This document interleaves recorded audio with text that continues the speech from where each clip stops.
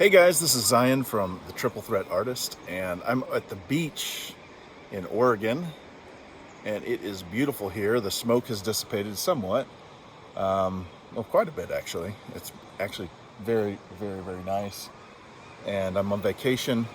But today I wanted to talk to you guys about custom work. Now and then, as a producer, you're going to have opportunities to do a piece of custom work for somebody.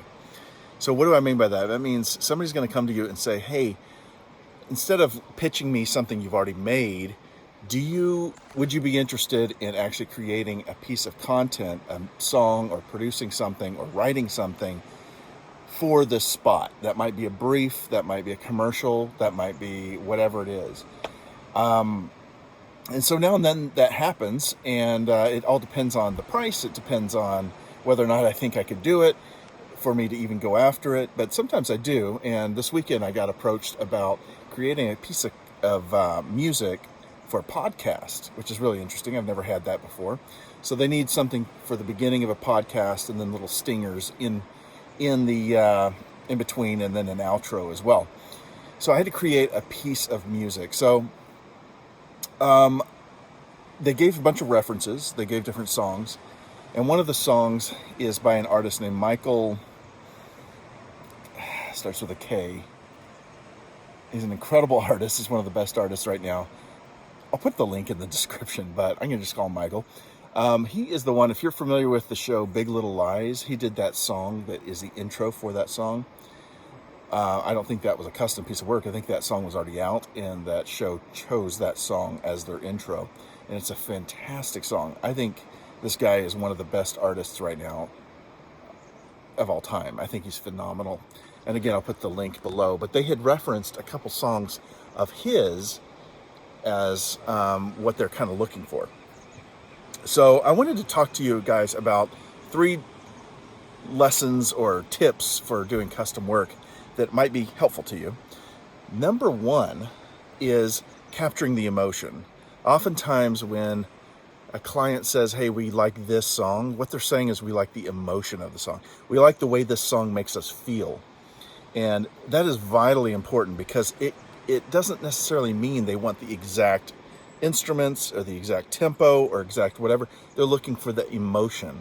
And trying to identify what that emotion is very hard. It's very difficult. And sometimes I nail it, and sometimes I really miss the mark. But that's one of the first things I do, is I try to figure out what it is they're actually asking. Oh, there's a bee. Number 2 is having the humility to make edits. You're gonna, when you do custom work, you're gonna send the piece of work back and say, what do you think? And guaranteed they're gonna have changes. Or they're gonna say, I like this, but I don't like this. And that's actually a good thing. If they didn't say any of that, they probably just don't like it, and they're like, this isn't working. But if they come back with edits, that is a good thing. Listen to those edits. Have the humility to make those changes, because you're on the right path, and you might have a chance of hitting the mark. So that's a big one. A lot of producers, songwriters, music makers, creatives have a difficult time with that one. They don't like to be humble, because they think everything they do is awesome, or they're afraid they can't make those changes correctly. And here's the deal, you may not be able to, but a professional tries. They give it a shot, right? All right, number 3, there's the camera. Number 3 is understand the medium in which people are going to be listening to it. Now, one of the weird things about what I'm doing right now is I'm doing this is for a podcast, which means that the song is going to be played back in mono. I don't know if you guys listen to podcasts or audiobooks, but whenever they have music in it, it's in mono, and it sounds terrible. So I have to know that going into it, that whatever I do, I need to mix it such that it sounds decent in mono, and which means it can't have any phase issues. That's a little bit difficult, and hopefully I can make that work. But there's utility plugins in your DAW that usually allow you to listen to whatever you're listening to in mono. So that's going to be the final phase. If they like what I'm doing and if they're liking the direction I'm going, I'm going to put it in mono and try to mix it that way so that it sounds the best I can with that limitation. So again, just knowing what medium, what way in which your audience is going to be listening to it is really, really important.